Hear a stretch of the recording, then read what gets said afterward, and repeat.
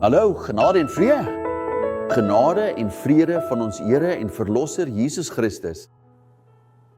Die belangrikste oomblik van jou lewe het aangebreek. Die oomblik om die boodskap van die genade van ons Here en Verlosser Jesus Christus te hoor. Ek wil vandag met jou praat oor 'n groot, 'n wonderlike, 'n super wonderwerk wat die dood onderbreek het en die lewe teruggebring het. Ek is apostel Miguel Angelo van die Evangeliese Kerk Christus Leef en dit is 'n vreugde, dit is 'n eer om hier saam met jou te kan wees in die naam van die Here met die ondersteuning van 'n kerk sodat ons 'n rede tot eer kan wees vir die enigste en soewereine God, die Here Jesus Christus. Ek wil vir jou die woord aankondig, die enigste woord, die heilige skrifte wat waar is. Christendom is die enigste ware godsdienst. Al die ander godsdienste is of deur mense geskep, of deur die vyand van ons siele self. Kom ons praat oor 'n wonderlike. Miskien is dit alles wat jy vandag nodig het. Miskien voel dit asof jou lewe in 'n donker tonnel is.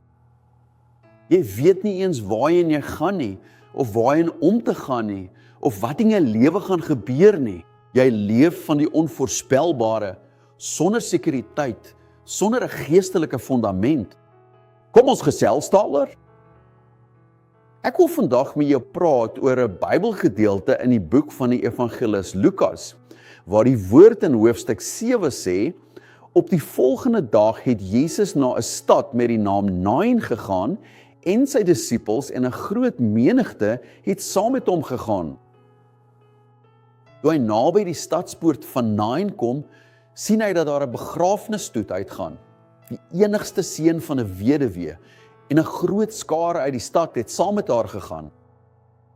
Toe die Here haar sien, het hy innig jammer gekry vir haar en vir haar gesê, moenie huil nie. Hy het nader gestap en die draagbaar aangeraak.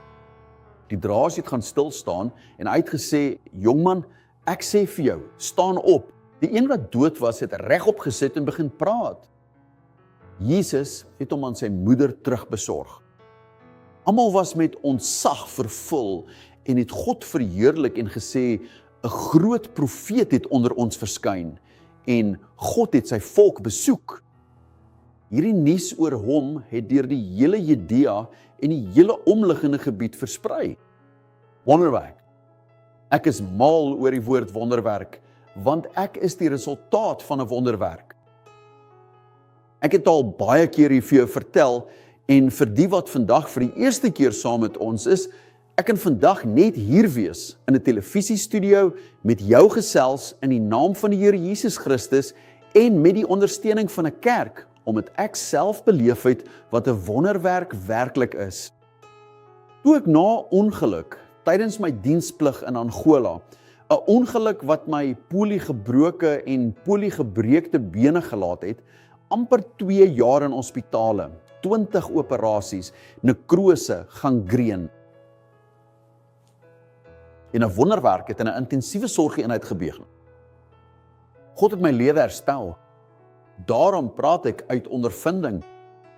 Ek praat omdat ek glo in 'n lewende God, in hom wat die soewereine Here is, wat werklik is, wat waar is, wat my geleer het om vas op hom te kyk, want dit is van hom af wat hulp kom. Hierdie gedeelte is dus baie belangrik, want dit vertel van Jesus wat op pad was na 'n stad met die naam Nain, saam met 'n groot groep disippels en 'n groot menigte mense wat hom gevolg het. Kyk dus na 'n geestelike verskynsel. Die lewe en die hoop kom nader aan iemand en aan 'n situasie wat menslik gesproke absoluut onomkeerbaar is. 'n Situasie wat heeltemal onomkeerbaar lyk. Wat het Jesus saam met sy disippels en die groot menigte wat hom gevolg het, aangetref toe hy by daardie stad Nain aangekom het? Hy het op 'n ander stoet afgekom. Daar was Jesus, die vreugde van verlossing, die ewige lewe, die lewende God onder ons, vol genade en wysheid, saam met sy volgelinge. Maar by die ingang van die stad Nain was daar 'n ander stoet, die teenoorgestelde. Dit was die begrafnis van 'n ma wat 'n weduwee was, wat baie gehuil het, want sy was besig om haar enigste seun te begrawe. Dit was 'n skare mense. Aan die een kant die skare van lewe, aan die ander kant 'n skare van rou, stilte en pyn. Dit was 'n kontras van twee wêrelde. Mense saam met Jesus, vol lewenskrag, vol lewe met lig. En aan die ander kant, mense sonder Jesus, geteken deur die dood, die wanhoop, die angs en die vrees. Toe staan daar in Lukas 7:13, dat toe hy haar sien, het die Here medelee met haar gehad. En hy het vir haar gesê, moenie huil nie. Dit sê dat Jesus gesien het, tussen twee skares, die skare van lewe en die skare van dood, dat hy gesien het. Een ding wat ek geleer het, is dat die Here God, die enigste God, die Here Jesus Christus, nie die pyn van mense ignoreer nie. Hy het gestop. Hy het alles gestop. Toe hy daardie weduwee ma sien, gebreek deur die lyding, is hy met innige deernis beweeg. Jesus het die pyn van daardie vrou gevoel en gesê, vrou, moenie huil nie. Miskien sê jy, maar dit is 'n baie gewone frase, apostel. Elke persoon wat huil, iemand kom altyd en sê, moenie huil nie. Maar dit is baie meer as net woorde. Dit was 'n bevel uit die hemel vir daardie vrou. Dit was die begin van iets wat net God kan doen. Dit word die wonderwerk van die lewe genoem. Die wonderwerk van die lewe. Kyk, die apostel Paulus leer dit vir ons. Hy het in Efesiërs 2:1 gesê, Efesiërs is 'n brief, 'n epistel. Epistel was die brief wat deur die apostels geskryf is. Toe sê in Efesiërs 2, terwyl julle dood was in oortredings en sondes, het hy julle lewend gemaak. Ek hou baie vir hierdie uitdrukking, want Paulus sê dat voordat hy hierdie wonderwerk in ons doen, en die mens het geen aandeel daarin nie, want die Bybel sê, terwyl julle dood was, het hy julle lewend gemaak. Hy het julle lewend gemaak. Hy het julle lewend gemaak. Dit is vir my kragtig, want ek was self al so naby aan die dood. Ek weet wat die reuk van die dood en die lewe is. Wat God met my gedoen het, kan hy ook met jou doen. Toe sê Jesus, kyk, julle het gewandel volgens die owerste van die mag van die lig. Julle was soos die ander kinders van die toren. Julle het die owerste van die magte gedien. Dit was ons lewe. Die vyand, vir die wat Jesus nie ken nie, maak die vyand jou 'n slaaf. So was ons lewe. Ons het die ouerste van die magte van die lig gedien. Ons was soos die ander kinders van die toon, maar hy het vir julle lewe gegee. Hierdie woord wat so belangrik is vir my, ten minste vir my, is ongelooflik kragtig, want ek weet wat aan die ander kant is. Ek weet wat die lewe van angs is, van die onvoorspelbare, daardie gevoel van, dit gaan nie werk nie, dit gaan nie werk nie. Die dokter het gesê, dit is nie moontlik nie. Daar was iemand wat na Google gekyk het en gesê het, Dr. Google sê dit, sê dat. Kyk na die drama wat jy dalk nou beleef. Kyk na die drama wat hierdie weduwee ma beleef het, huilend, gebroke. Miskien is daar ander redes wat net so sterk is soos die wat hierdie vrou beleef, en jy het jou hele lewe lank gehuil. My kollegas wat psigoanaliste is, sê soms is huil goed, want dit reinig die siel. Maar huil mag dalk vir 'n nag duur, maar vreugde moet teen die oggend kom. Wat het hierdie vrou verwag? Niks, absoluut niks nie. Sy was net daar besig om haar rou te begin verwerk. Besig om te besef, sy het 'n onherstelbare verlies gely, dat sy nie meer 'n ma is nie. Sy was nou in werklikheid, verskoon die uitdrukking, 'n wees van 'n kind. Maar Jesus het gesê, moenie huil nie. Wanneer hy sê, moet nie huil nie, is dit omdat hy die oplossing het. Dit is omdat die hemel besig was om iets kragtigs te beveel. Dit word geloof genoem. Toe raak Jesus aan die kus, kyk na daardie seun en sê, jong man, staan op.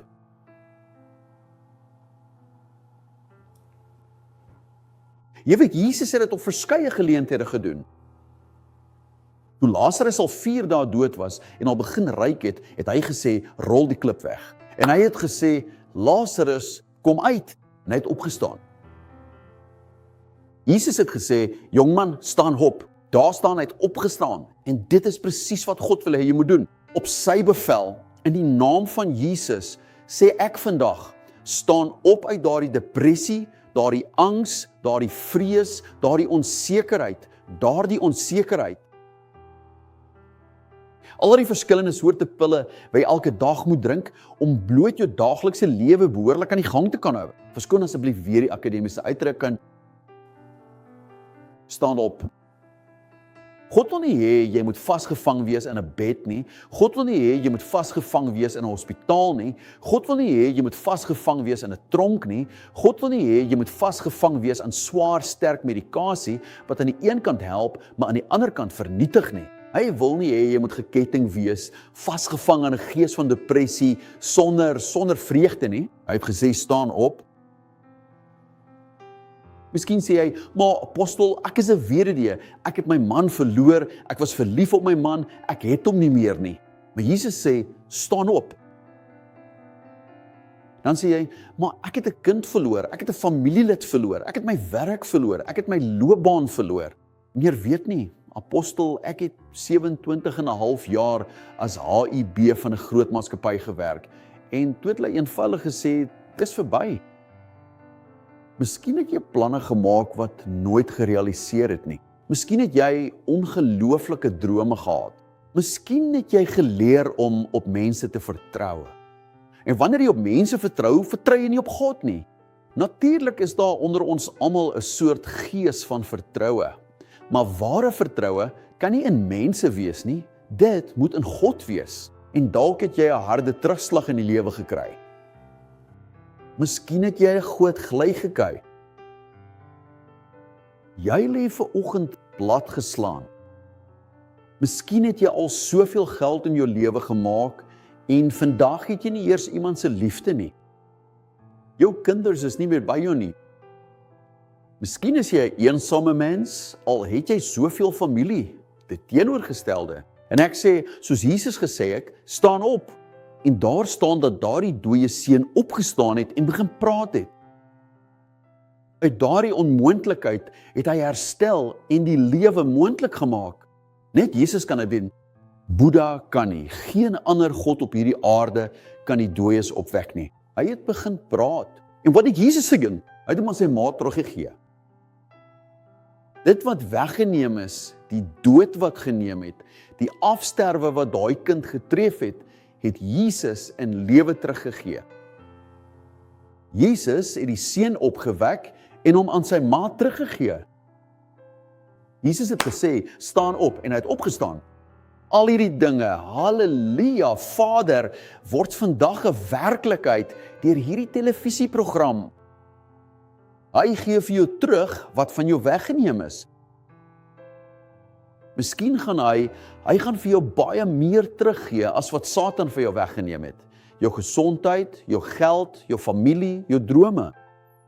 Jesus gee terug, hy herstel dubbel wat die sprinkaan weggevat het. So, leraar, wat is die toepassing van hierdie lering vanoggend? Miskien leef baie van julle in julle eie naan van pyn. Miskien is jy besig om uit die stad te stap, soos daardie ma uit die stad gestap het. Miskien is jy besig om uit die stad Kaapstad te stap. Miskien is jy besig om van 'n droom af weg te stap. Miskien is jy besig om uit 'n huwelik te stap. Miskien is jy besig om uit 'n ingewikkelde geestelike lewe te stap. Miskien dra jy aan 'n ondraaglike pyn. Miskien het jy so 'n pynlike verlies gehad en die enigste ding wat vir jou oorgebly het, was die grafstilte. Vandag het jy 'n keuse. Dit lyk soms te midde van pyn en lyding of hierdie keuse moeilik is. Maar Hebreërs 11 vers 27 het vir ons 'n kragtige beginsel geleer. Dit sê dat die waarheid, kom ons gaan Hebreërs 11 vers 27. Dit sê, deur die geloof het hy Egipte verlaat. Hy was nie bang vir die woede van die koning nie, maar het volhard soos iemand wat die onsigbare sien. Moses het vir ons hierdie beginsel geleer. Ons het verlede Sondag daar gepraat. Ware geloof oorwin die onsigbare, glo in die onmoontlike, bly staan teenoor teenspoed en teenoor die vyand. Jesus kom vandag in jou lewe in. Hy het jou lyding gesien. Hy het jou pyn gevoel en hy is besig om op te tree. Vandag sê jy, my God, waar is U? En hy sê vir jou, moenie meer huil nie. Jy is immers nie alleen nie. Dit maak nie saak hoe lank jy al hou nie. Jesus het gesê, staan op. Dis 'n bevel van God vir jou lewe. Glo dit. Lig nou jou geloof op. Nooi Jesus om in jou storie in te kom. Soos hy Nain binne gegaan het, in daardie lewe van daardie ma wat met pyn en rou gesukkel het, en hy het die seun opgewek. Want selfs vandag wek hy nog op wat verlore is. Die lewe oorwin die dood.